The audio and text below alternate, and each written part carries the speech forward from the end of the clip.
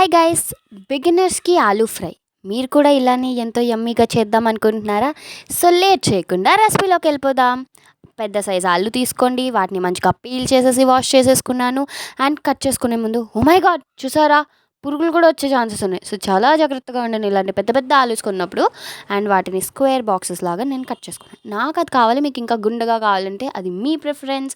So వాటిని నల్లగా అవ్వకుండా ఉండడానికి అందులో వాటర్ అండ్ సాల్ట్ వేసుకొని కలిపి పెట్టేసుకున్నాను. అండ్ మనల్ని ఎప్పుడు ఏడిపించే ఉల్లిపాయని కట్ చేసేసుకుందాం. అండ్ స్టవ్ మీద ప్యాన్ పెట్టేశాను. అండ్ ప్యాన్ హీట్ అయిన తర్వాత వేడి వేడి నూనె వేసి హీట్ అయిన తర్వాత జీలకర్ర పోపులు వేసేసుకొని చిట్పట్లు ఆడాలన్నమాట. అందులో నేను హింగు కూడా వేసుకున్నాను ఫ్లేవర్ కోసం బిగులు.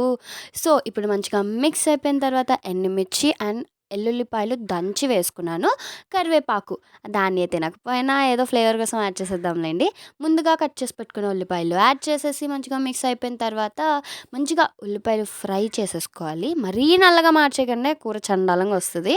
సో ఇందులో మనం ముందుగా నీటిలో నానబెట్టుకున్న పొటాటోస్ని వేసేసి అటు సాటే చేసినట్టు, అంటే కొంచెం చెఫ్ లాగా బిల్డప్ ఇచ్చి అటు ఇటు కలిపేసుకున్న తర్వాత అందులో పసుపు వేసి అండ్ మంచిగా మళ్ళీ షెఫ్ లాగా బిల్డప్ ఇచ్చి మిక్స్ చేసేసుకుందామా.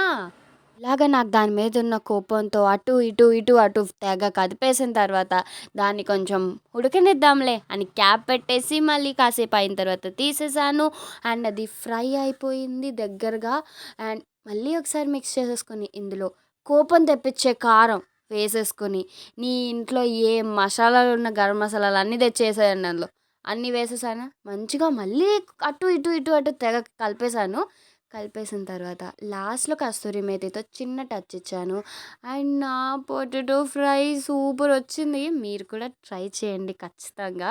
రెసిపీ అయితే సింపుల్గా ఉంది, బిగినర్స్కి ఆసమ్.